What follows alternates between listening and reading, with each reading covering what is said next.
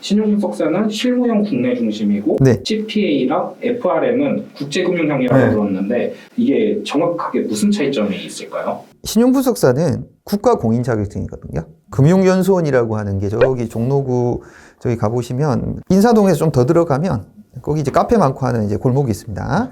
거기 쭉 올라가시면 거기 뭐 청와대 가는 길도 있고 국무총리 공관도 있고 한데 꼭 가다 보시면 금융연수원이라고 있어요. 예, 거기서 이제 자격증 관리도 하고 시험도 거기서 치시는데 협회, 금융기관들이 만든 연수원 역할을 하는 곳이거든요. 예, 거기서 이제 자격증이 나오는 건데, 그건 사실상 국가에서 인정이 되는 공인 자격증입니다. 민간 자격증도 아니니까, 그리고 공신력 있죠. 그리고 뭐 대출 업무 관련돼서는 꼭 필요한 자격증이기 때문에 실무 중심인 것이고, 방금 말씀하셨던 뭐 CFA나 FRM 이런 것들은 국내 자격증이 아니거든요.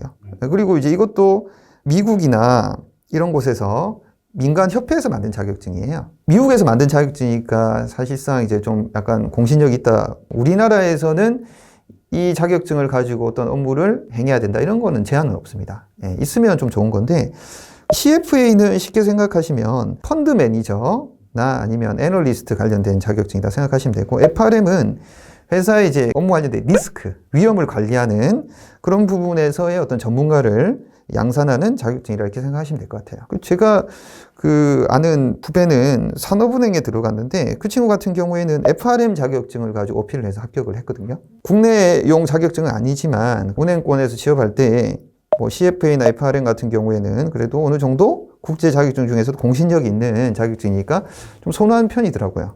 근데 이제 AFPK는 보통 이제 보험 설계하시는 분들이 하는 이제 국제용 자격증이니까 이거는 이제 은행권보다는 뭐 보험회사 이런 데서 좀 더 어필이 되는 개인의 어떤 자산관리 측면, 그게 이제 AFPK이고, CFA와 FRM은 주로 기업 관련된 재무 자격증이다 이렇게 생각하시면 될 것 같아요. 네.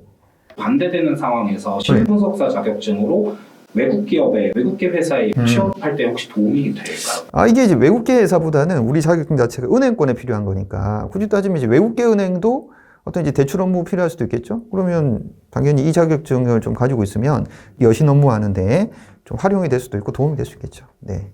외국계 은행 이렇게 한정을 하시면 더 좀 좋지 않을까 그런 생각이 듭니다. 그러면은 다른 자격증이랑 어떻게 조합해서 나한테 맞는 그런 자격증을 이렇게 또 따로 취득할 수 있을지 궁금해졌어요. 범용성이 제일 큰 자격증은요, 사실은 이제 그 CPA 시험 자격증, CPA 자격증. 네, 근데 그것 자체가 거의 뭐, 예. 네, 근데 그것 자체가 거의 뭐, 예.